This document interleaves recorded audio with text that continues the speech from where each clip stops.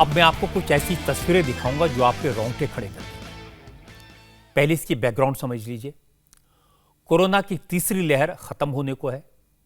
सरकार ने जो पाबंदियां लगाई थी वो भी करीब करीब खत्म हो रही हैं। उत्तर प्रदेश में तो अब नाइट कर्फ्यू भी नहीं है। लेकिन यूपी के चुनाव में कोरोना आज भी बड़ा इशू है। अखिलेश यादव, प्रियंका गांधी, ओम प्रकाश राजभर, तमाम नेता कोरोना की दूसरी लहर के दौरान गंगा में बहती लाशों की याद दिलाते हैं।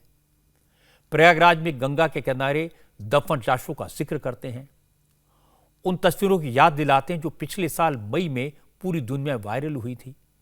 दावा किया गया था कि कोरोना बेकाबू हो गया, हजारों लोग मर गए और सरकार ने आंकड़े छुपाए। गंगा के किनारे दफन लाशें इसका सबूत दिखाई गई। अब यही बात चुनाव के दौरान अखिलेश याद करते हैं, प्रियंका गांधी याद दिलाती हैं। जिस समय दवाई उपलब्ध करानी थी सरकार को दवाई नहीं दिला पाई, बिस्तर दिलवाने थे बेड नहीं दिलवा पाई, और न जाने कितने लोगों की जान बच जाती अगर समय पर दवाई और समय पर ऑक्सीजन ये सरकार दे देती।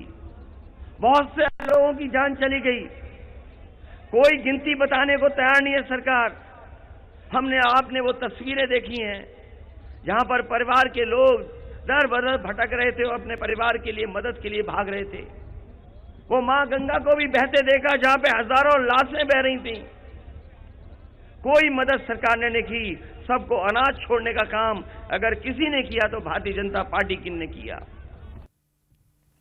अब थोड़ी और बैकग्राउंड। अखिलेश यादव ने जिन तस्वीरों का जिक्र किया वो तस्वीर मैं आपको दिखा देता हूं। ये तस्वीर मई 2021 की है। प्रयागराज में गंगा के किनारे की है।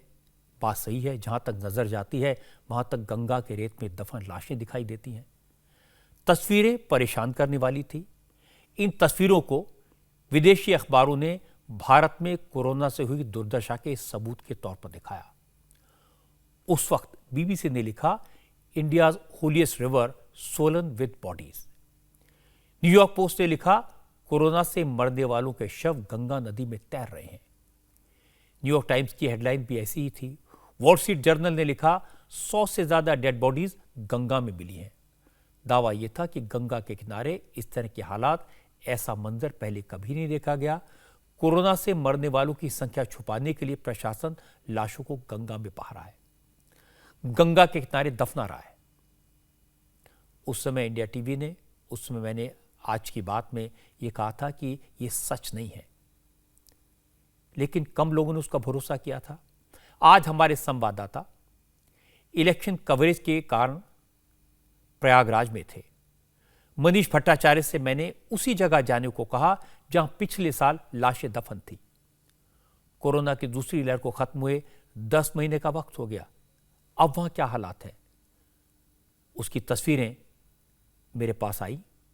प्रयागराज में गंगा किनारे मनीष ने जो देखा वो चौंकाने वाला था। उस जगह आज भी सैकड़ों ताजी कब्रें हैं, सैकड़ों लाशें दफन हैं। ये जो तस्वीरें आप इस वक्त अपने टीवी स्क्रीन पर देख रहे हैं, ये आज की तस्वीरें हैं। जगह भी वही है, प्रयागराज में गंगा किनारे का इलाका। करीब 2-3 किलोमीटर तक रेत में सिर्फ कब्रें ही दिखाई दे रही हैं। मनीष भट्टाचार्य ने वहां मौजूद लोगों से बात की। इन लोगों ने कहा कि गंगा के किनारे लाशों को दफन करना कोई नई बात नहीं है। समाज के कुछ वर्गों में आज भी शव को गंगा में बहाने की परंपरा है, लेकिन गंगा में शव बहाने पर पाबंदी लगने के बाद अब लोग शव को गंगा के किनारे दफन करने लगे हैं। इस इलाके में रोज 10-15 लाशें दफन की जाती हैं। आप देखिए, आज लगभग 10 महीने का वक्त बीत चुका है। तस्वीरें आज भी वैसी की वैसी ही आपको दिखाई देंगी। और जिस वक्त ये तस्वीरें खींची गई थी, मैं आपको दिखाता हूं, इसी पुल से वो तस्वीरें खींची गई थी। ऊपर से टॉप एंगल से जिस वक्त तस्वीरें खींची गई थी तब यही नज़ारा था। ऊपर से चुनरियां और ये हरे राम लिखे हुए ये तमाम जो कपड़े हैं नारंगी कलर के, ये आपको दिखाई दे रहे होंगे। और आज भी तस्वीर वैसी, यानी 10 महीने बाद भी तस्वीर नहीं बदली। जबकि भ्रांतियां उस वक्त फैलाई गई कि ये इस जगह पर ही सरकार अपनी नाकामी खामियों को छुपाने के चलते लाशों को दफना रही है। और आप भी देखिए, यहाँ से लगभग 3 से 4 किलोमीटर दूर तक के ये पूरी लाशें यहाँ पर दफन की गई हैं। यहाँ के लोगों का मानना है कि आज से नहीं बल्कि सदियों से ये परंपरा रही है कि जो लोग यहाँ पर अंतिम संस्कार नहीं करा सकते हैं वो लाशों को दफन कर लेंगे। कुछ महीने पहले कोरोना के सेकेंड वेव में जब मौतों का आंकड़ा बहुत ज्यादा बढ़ रहा था, उस वक्त एक भ्रांतियां फैलाई गई और ये कहा गया कि उत्तर प्रदेश में सरकार लाशों पर सियासीकरण कर रही है और असली सच को छिपाने के लिए लाशों को इसी जमीन में दफन कर रही है। जबकि 10 महीने बाद भी ये तस्वीर वैसे की वैसी ही है। अब आप सच्चाई खुद ही समझ सकते हैं कि किस तरीके से देश को और उत्तर प्रदेश को बदनाम करने की साजिश चल रही थी।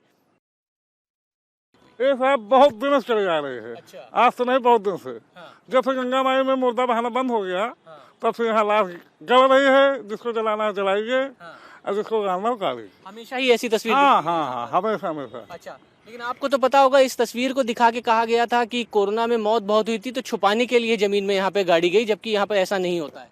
कोरोना वाली बात नहीं साहब, कोरोना मत्ती उधर जलती थी। अच्छा। वो मेरा लड़का जलाता था। अच्छा। कोरोना के बाद ही मेरा लड़का सोनू जलाता था। हाँ। उसका वीडियो सब हुआ है। अच्छा, अच्छा। हाँ, हम लोग यहाँ गाड़ने वाले, अब हरदम मौत होती है साहब। हाँ।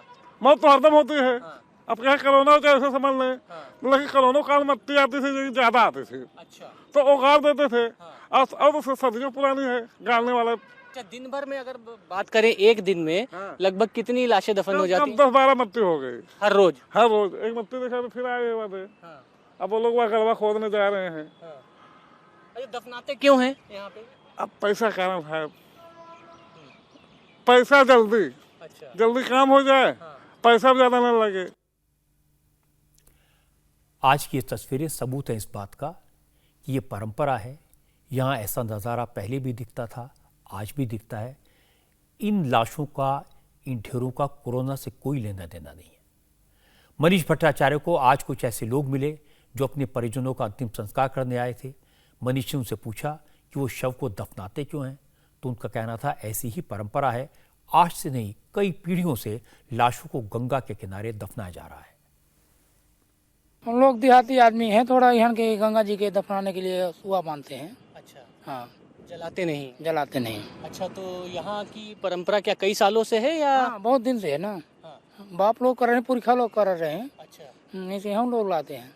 वहाँ ये लोग भी लाते हैं। हाँ। तो आप देख रहे हैं यहाँ पर हजारों लाशें दफन हुई है। इसलिए अपना यहाँ सुहन तक पूरा लाशे ला दफनाई है। अच्छा, कोई नया नहीं, कोई मतलब ऐसा नहीं है कि यहाँ बरसों से ऐसा होता है? हाँ। परंपरा देखते देखते एक दूसरे के देखे भाई वो फलनुमा गाड़ रहा, चल हम गाड़ के बगल हुई। अच्छा, और लगभग एक दिन में कितनी लाशें गाड़ दी जाती है? अरे कम से कम 10-15 तो जरूर गड़ जाती है। महीने में 300-400? 400। हाँ। और ये कितने सालों से परंपरा चली आ रही है? अरे 20 साल हो गया। 20 साल हो गए आपको देखते देखते तो काफी लंबा। अरे हम तो यहाँ 40 साल परमानेंट रह रहा हूँ। मेरी दुकान है यहाँ पे, लकड़ी की टाल है। पुरानी एक तस्वीर चलाई गई थी, देश विदेश में कहा गया कोरोना के वक्त कि सरकार छुपाने के लिए लाशों को इसलिए यहाँ पर गाड़ रही है। ऐसा नहीं है इसका मतलब? ना, ऐसा कुछ नहीं, ऐसा कुछ नहीं ये है। हमेशा से ही ऐसी रही? हमेशा से ऐसे चला आया है।